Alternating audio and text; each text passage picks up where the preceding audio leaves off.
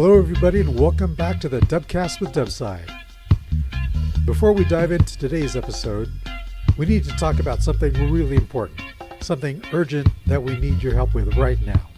Yes, we are looking at me going to Greenland again this coming summer.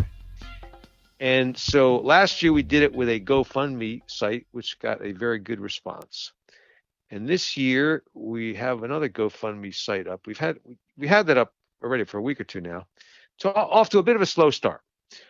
So Andrew and I had been talking about the future projections of the Dubcast with Dubside and different ideas we have. And we've talked about stepping it up, the whole profile and the whole product and everything, making big improvements, and what that would be like, for us work-wise. It'd be a lot more work, but if we could, have a more exposure, more listeners, more just a better product and increase our numbers, et cetera, and branch out in certain areas of things and different subjects we've had, and maybe get higher profile interviews and things like that, and possibly a greater presence on whatever the different social media platforms, and posting more, the video possibilities we could do, et cetera. And so that would entail a lot of work on our part. And so we haven't made any decisions, yes or no yet, but we're thinking about it. And we're open to suggestions as well. Yes, we are. So I'm thinking that a way for us to gauge what you, the listeners, how you feel about this, I'm thinking a great way to tell would be if this GoFundMe effort coming up does as good as the last one did, as quickly as the last one did. If I can get the Greenland trip paid for, that's certainly a vote of confidence that we're thinking in the right direction, and we should seriously consider stepping it up quite a bit. And we need this GoFundMe site to happen relatively soon, because the Greenland ticket prices go up every day. It seems like the longer you wait, already going up. I just got I'll be going to Tracks in Florida in another month or so. I bought my tickets for that a while ago, and then I'm flying out your way, Andrew, to the Seattle area for Styx coming up in June. And it's as I guess anybody who buys tickets knows how depressing it is. You get on there and you're looking. It seems to cost more than you thought, and then there's all these things say 3 seats left on this flight and 5 seats left on this flight, and if you got to buy now, and it's So we need to book these tickets as soon as possible to lock in the best price, and if we don't do it soon, the whole trip becomes a lot more difficult. So there it is, folks. If you'd like a new and improved, bigger and better Dubcast with Dubside, let us know by donating or telling your friends. If you not everybody's got money to spare these days, but spread the idea around. And if you can't donate, you can still help by sharing this campaign. Send it to a friend, post about it on social media, and spread the word. The more people who know, the more likely we are to make this happen. And it doesn't need to be a lot. $10, $20 helps push us closer to our goal. And if everyone listening chipped in just a little, we'd be all set. And one possible outcome of our stepping it up would be going to a weekly episodes rather than every other week episodes, which again is a lot more work for us. But what do you think? We'll see what we want to do. If you've ever learned anything from the Dubcast, if you've ever been inspired by these stories, by our interviews, now's the time to step up and help make this trip possible. The link to our GoFundMe page is in the show notes. Please don't wait. Let's come together as a community and make this happen, because sending Dubside back to Greenland is not just about him. It's about all of us keeping this kayaking tradition alive. Yeah, and as I just wrote up a little piece for Kayak USA, and it was explaining that because they help out with me since I'm the official Kayak USA ambassador to Greenland, and I said that I can't assume that going to Greenland this time will be as easy as it was last time, as trouble-free, due to the political situation recently. And I've got an upcoming episode all about that, which hopefully will still be as relevant when you hear it as when I record it, because things are changing so fast. But I can't assume. So I said I can't assume that going to Greenland will be as trouble-free, or dare I say, even legal by the time July gets here. But we have to take it like the Inuit way, which is just don't fret about things that aren't a problem yet, but just figure, well, it'll work out somehow. So we'll just wait and see what happens. So that's how I'm proceeding. Yeah, that's a good attitude. Now, last week, I said that I would contribute personally to your trip this year. And I want to clarify that I did contribute quite a bit Yes, to you did. Dubside's trip last year, specifically paying for his accommodations in Copenhagen. We did actually underestimate our expenses last year, although some of the late donations made up for that. Thank you very much to all of you who contributed. Mm-hmm. Okay, now for some great news. Styx 2025 is definitely happening, and Dubside will be here a couple weeks in May and June. I have great memories of the first time I attended Styx 20 years ago. That was really my entry into traditional kayaking. And that was when I first met Dubside, Freya Hoffmeister, Brian Schultz, Harvey Golden, and the whole Styx crew, an incredibly dedicated, inspirational, and talented group of people. So this event has a great deal of significance for me, and I'm really excited to attend. And thinking back on it, I haven't been out that way since before COVID. And thinking back, Andrew, I don't think I have laid eyes on you in person in probably 10 years. Yeah. Way before the podcast started. So this will be historic. And while I'm out there, we'll be able to hang out. We'll have the serious powwow about the future of the Dubcast, and we'll decide what kind of direction we're going to take, if any. Yeah. We'll be doing some kayaking, visiting old friends, doing a few interviews, making some videos. It's going to be an epic visit. Yeah. So, and now you say you're going to be videoing some of this too. So. Oh yeah. See, Well, yeah. All right. Yeah. I can't promise that we'll be coming out with stuff as it happens, but we'll try.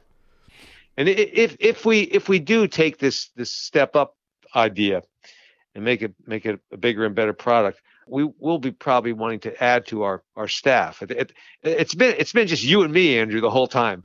Uh-huh. If we had other people, if there's any listeners out there who would like to get involved and maybe be on the team, we'll consider that. If we take this new direction, but we will need some more help and more resources. So yeah, keep that in mind. Let us know. All right. Well, so your assistance in paying for my accommodations in Copenhagen last year made it possible for me to attend the Tivoli event, and I brought my recording equipment as well, and that is what you'll hear all about in this episode right now, number 67. All right, let's get to it.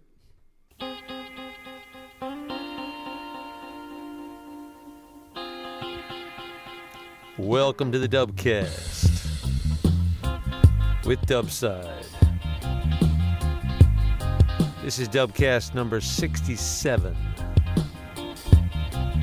Reconnecting in Copenhagen at the Greenland in Tivoli event in Tivoli Amusement Park on July 31st and August 1st of 2024.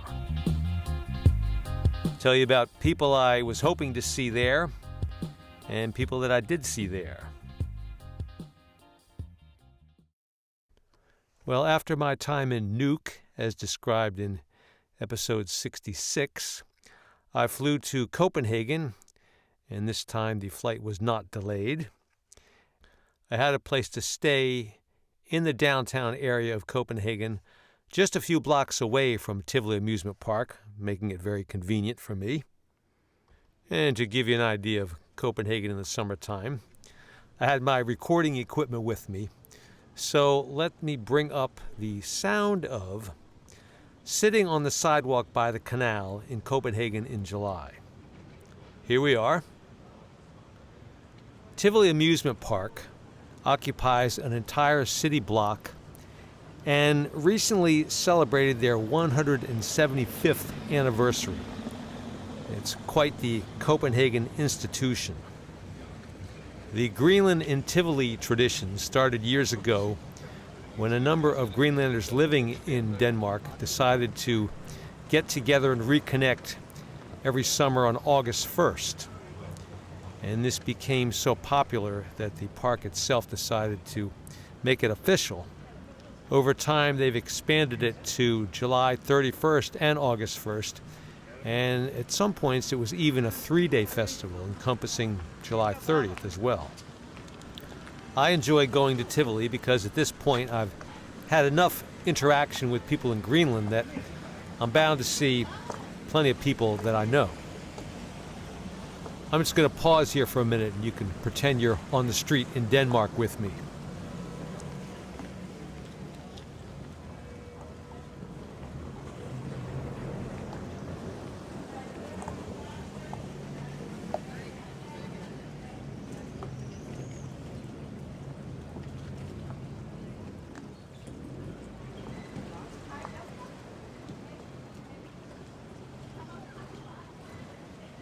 You may have heard one of the announcers on the tourist boats that come along on the canal every so often.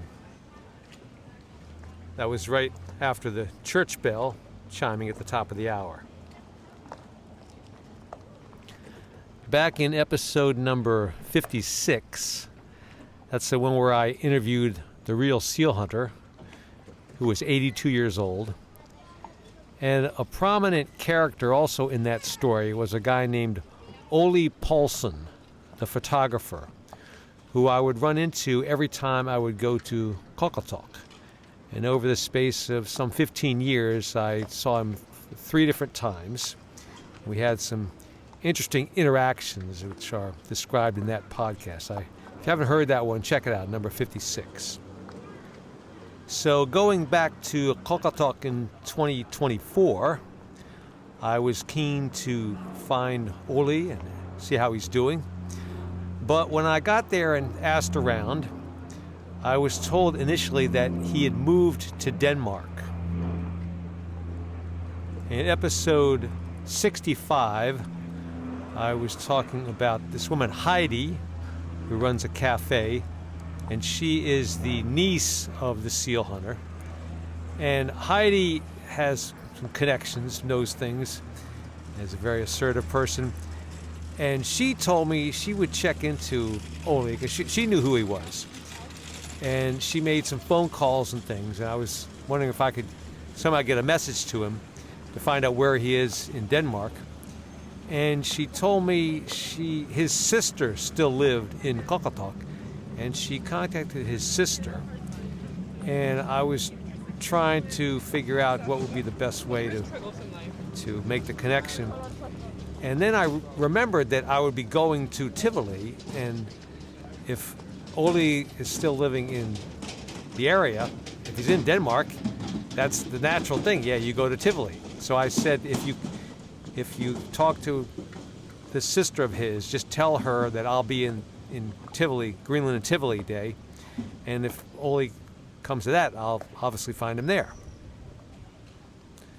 And from that story in 56, it was apparent Ole had strong feelings about foreigners that come to Greenland. And so now, in light of the new airport and the push for tourism, I very much wanted to get his views directly. I wanted to do a full-length interview with him if I could.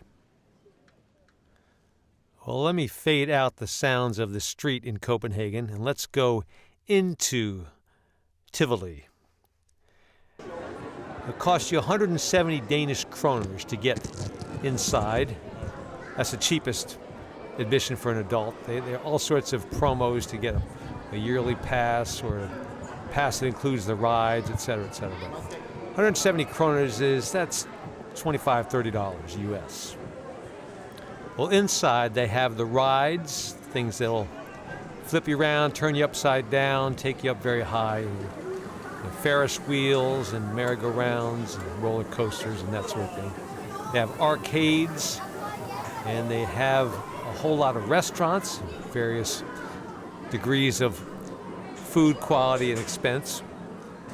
And there is a stage where they have musical acts playing, so it's all Greenlandic bands when it's Greenland and Tivoli Day. And there are lots of little benches and tables to sit down on. And the landscaping is done very nicely with, all sorts of plants and flowers and things looking very nice. With lake in there. And every day in the summertime, I imagine there's hundreds and hundreds of people coming in there. And the fact that it's a Greenland and Tivoli theme does not keep all the other people from coming. So there's plenty of folks who have nothing to do with Greenland, don't even recognize the fact that there's a special thing going on. They're just there for the rides and the restaurants and the other stuff. But in the central area where the stage is, most of the Greenlanders congregate. There's some special tables there where you can buy some Greenlandic food or crafts or art, things like that. The general procedure that I follow is you make a big circuit around the stage area and check out the faces, see if there's anybody you know. Then that'll cover you for the next hour or so. You can go off to the rides or do something else. And you come back and you see if anybody new has come in. And so you just repeat that pattern. Now, even if you get a admission ticket that includes the price of all the rides, what they don't advertise is that a big activity in Tivoli is waiting in line. Probably the most attractive ride, I think it's called the Star Flyer, where they put you on these swing things and they spin you around, and that's on a tower that takes you up, I think it's like 200 feet in the air. It's the tallest thing in the park. And you get this tremendous view out there. Although you're only up there, the ride lasts maybe 50 seconds or so. And I've watched, typically it can be half an hour in line to wait to get to do that. Now, I couldn't go up there with my recording gear to give you an idea what it sounds like high above the city, because they have you take out all the things in your pocket, keys, cell phones, everything, because dropping even just a key from that height, if it hits somebody, that could be potentially fatal coming down from that height. Even the coins in your pocket they want you to take out. And the biggest roller coaster they have, which spins you upside down and around, you also have to take out all the things in your pockets. But there's some other roller coasters that aren't quite as violent, and you can carry stuff on that. So I brought my recording gear on one of those, and the line was a lot shorter, so I could go back in for that one a number of times to get a good recording. And in case you're wondering, for the first day I was there, I did spring for the unlimited ride ticket and did all the roller coasters and other things just to get it out of my system. And then the next days I could concentrate on looking for some other Greenlanders and enjoying the music. On the lineup for the acts on stage, there was a group called Tumba Jam. And there's quite a story behind them. The guy who wrote all the songs is no longer alive. And I'll tell you more about that in another episode. The other feature main act was a group called Sawastari. And I had not heard of them before. I guess they're new on the scene. And they play reggae. Now, this is not the first reggae act to come out of Greenland. But this group sounded very tight and well rehearsed. And they did a whole bunch of originals with a modern touch of adding a rapper coming in. And this is all in Greenlandic. But they also did some covers, Bob Marley songs. And as you may recall, I'd make it a practice not to play people's recorded stuff on my podcast. I encourage you to go and buy it. But this is from a live recording I made myself, so I'll give you a taste of that.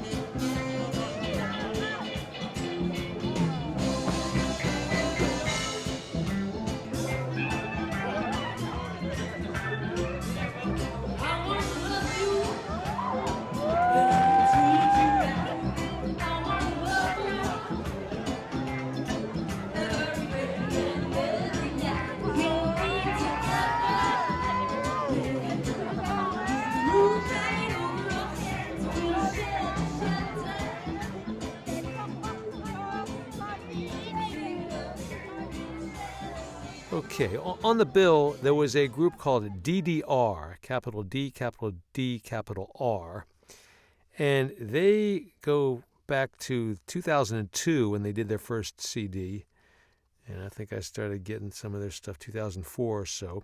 So they were teenagers at the time, like, the teenage kids band kind of a thing. Well, at this point, they're far beyond being teenagers.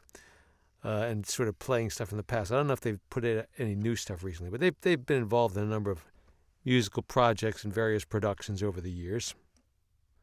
And there's a song I particularly like off one of their CDs. It's got this killer guitar riff in it. I'll show you that guitar riff. I'm not going to do the whole song myself, but it sounds like this.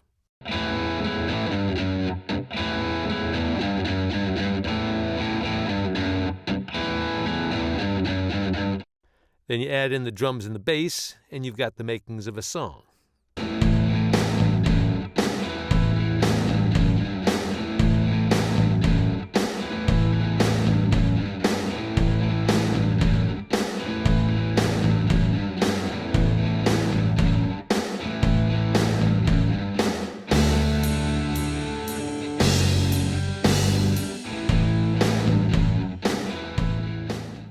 So the name of the song is Susa, and that would translate, I would call that, just says it doesn't matter, but in their English it says forget about tomorrow, because the lyrics go on to just talk about having fun dancing around and forgetting about everything else.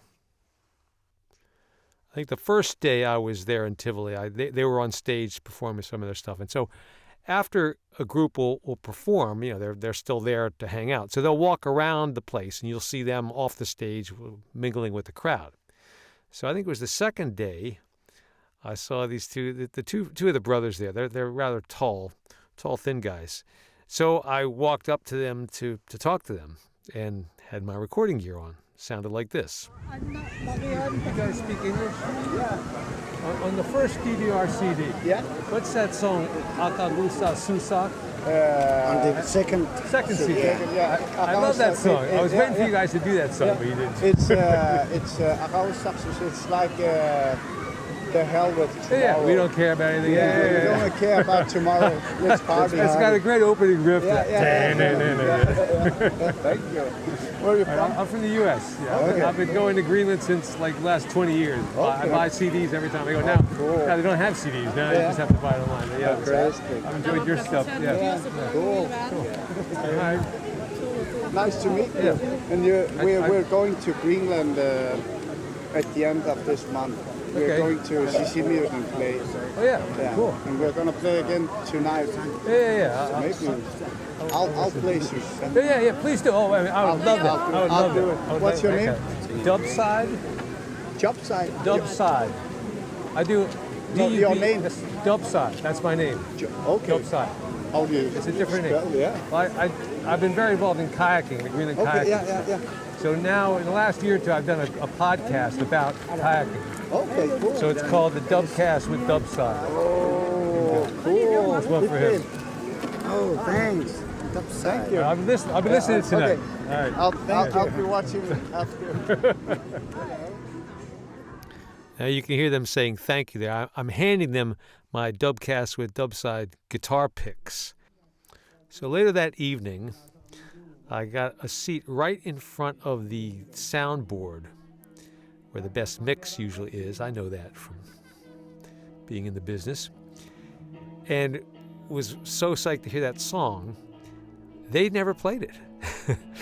And listening back to my exchange with them, the guy at the very end said, I'll be watching for you. Like he's expecting me to be jumping up right down center stage there to cheer them on. And I guess they didn't see me, so they didn't bother playing the song. So I didn't hear my favorite song.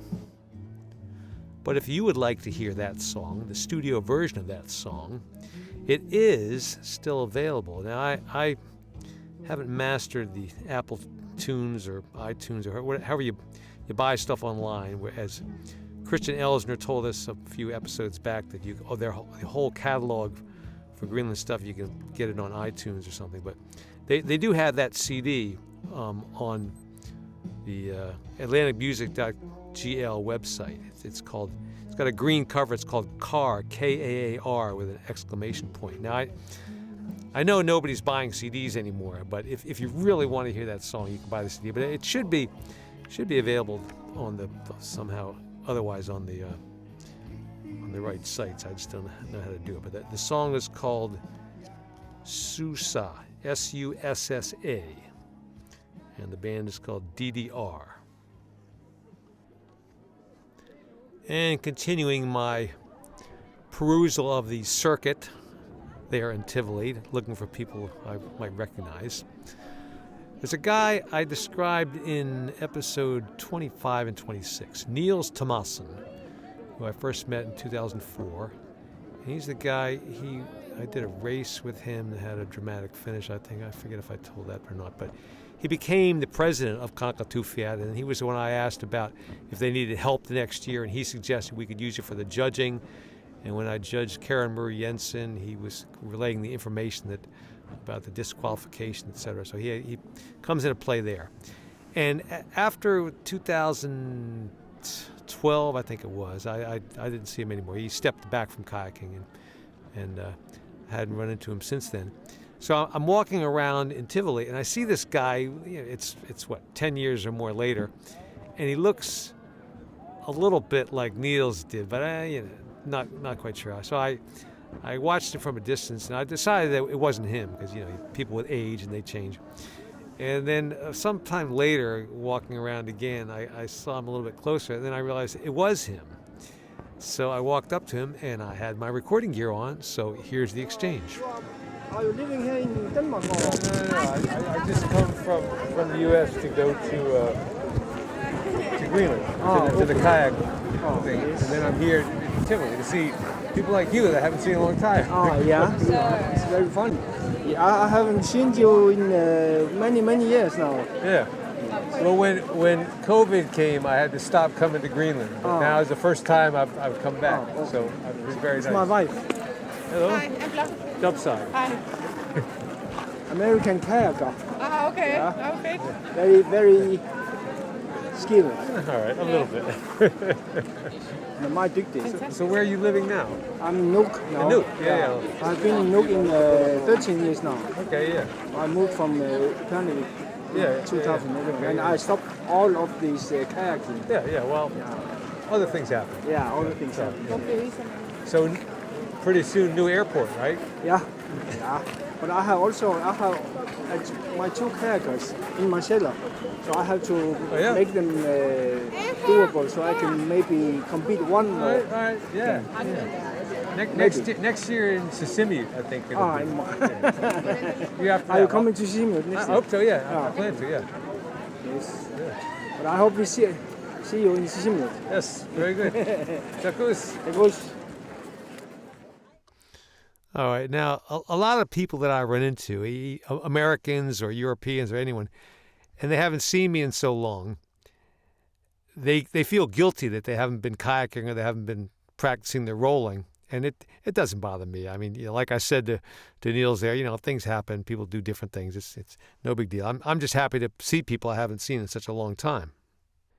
And you hear where he says he's got some kayaks in storage somewhere and he's going to get them out and fix them up so he can compete one more time. He's not going to do that. I would be very surprised if I saw him in Sisimiut for the 2025 competition. Well, here's a story about Niels that I haven't told before in the Dubcast. And in 2004 was the first year he came to the competition, and it was the first year I came to the competition. This is several years before he became the president of Qaqortoq.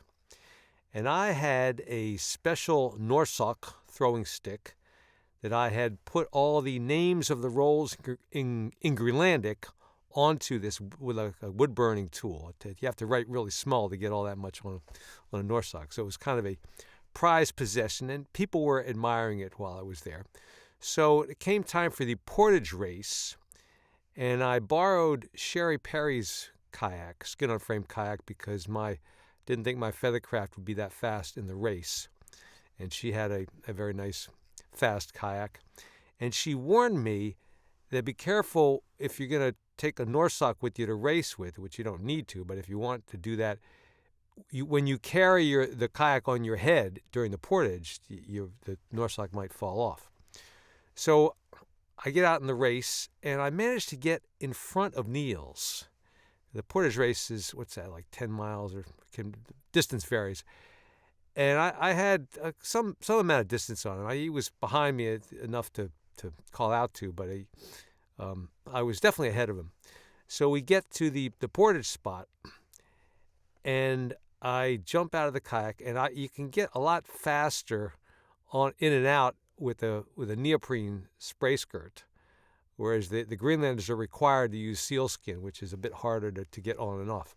So got a decent lead on him, and there's one or two at least other people behind me. The top guys are way in front. Now, guys like Maligak can run with the kayak on their head, so I attempt that and quickly realize that I'm not going to be able to do that. The terrain we have to cover, it's maybe 100 feet or so over this spongy, sort of mossy, uneven stuff. So it's very hard to maintain your footing. So I'm walking as fast as I can, and I get to the other part of the shoreline to put in at. And I set my kayak down, and I know getting in the kayak is going to be fast. I'm going to pick up some more time, and I'm really conscious of trying to maintain my lead. And I look down at the kayak, and the Norsok is not there. I had totally forgotten what Sherry Perry had told me. So my prize Norsok, I figure I can't leave that. I have to go back and get it. I'm gonna wipe out my whole lead. It's gonna take me several minutes to find where this thing is. I've blown it. Well, I turn around, and there is Niels coming up behind me, carrying his kayak, and in his hand he has the Norsok. And he says, "Dubside, is this yours?" I said, "Thank you." If he had wanted to be a really cutthroat competitor, he could have ignored it or kicked it further into the rocks away from the pathway where I'd never find it, and I'd have come up dead last or been disqualified or quit the race trying to find my Norsok. But that sort of shows you the spirit of the competition in Greenland, that you help other people and you want everybody to do well. So I'm forever indebted to Niels for that generous act.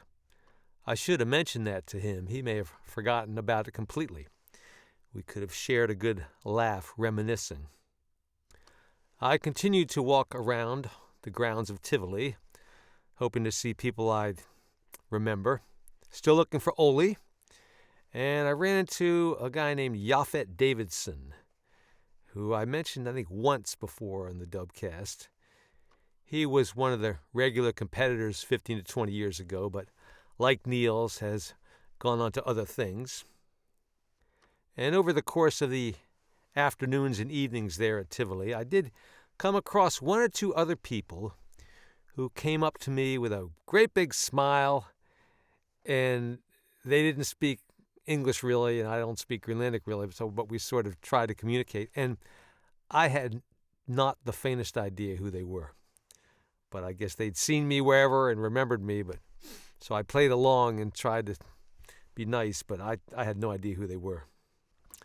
By the end of the 2 days of the Greenland in Tivoli event, I had enjoyed some of the rides, I had heard some very good music, and I'd seen some people I hadn't seen in a long time, but I did not find Ole the photographer, which could mean that Heidi's message to his sister never got all the way to him, and I can pretty much state with certainty that if he had been there, I'd have seen him, because he wouldn't have been there just for a few minutes. He would have stayed for a while, and he would have had his camera with him, and I'd walked around so much and looked at so many different people. I'm sure I would have seen him, but guess he wasn't there. And if a message was relayed to him, perhaps if they said Dubside is looking for you, I don't think that he ever really knew my name very well.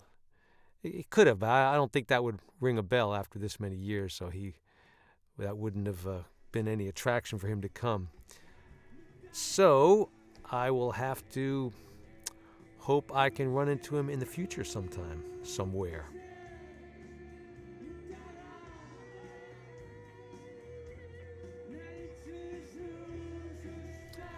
There was a different Ole there at Tivoli.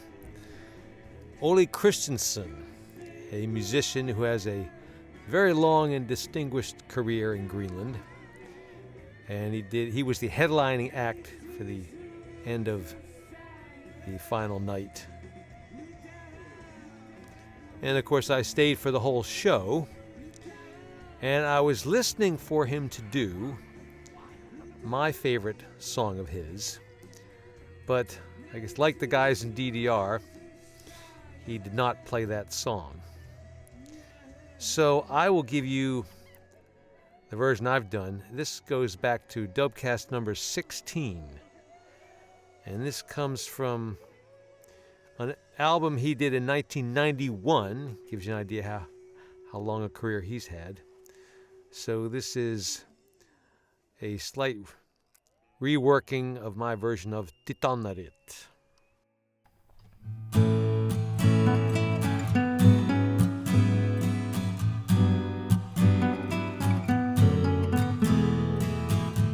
Titanarit bunga sisuli aku silensarat. Titanarit bunga sisuli sós do meu cessado.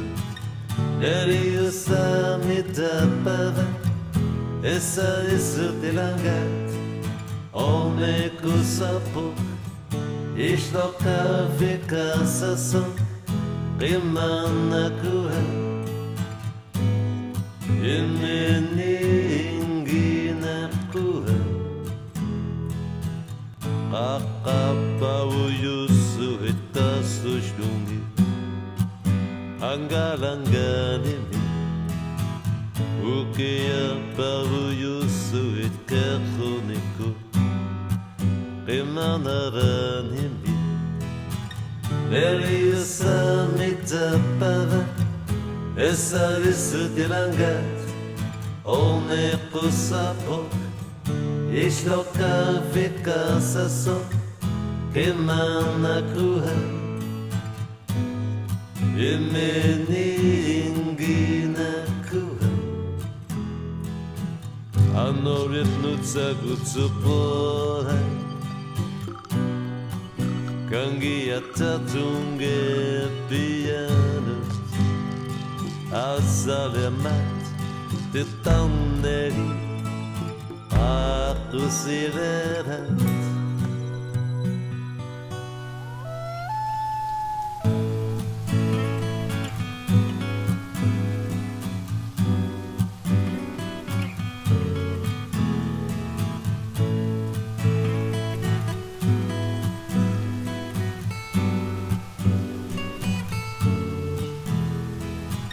Veriusa mitapava essa visu tilangat. One kusapuk ishloka vikasason qimana kuha.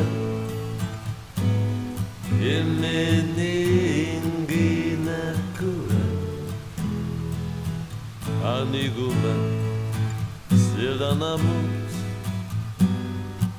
Dunanamut Bakalusat Damakuha Oni kusut malish duhit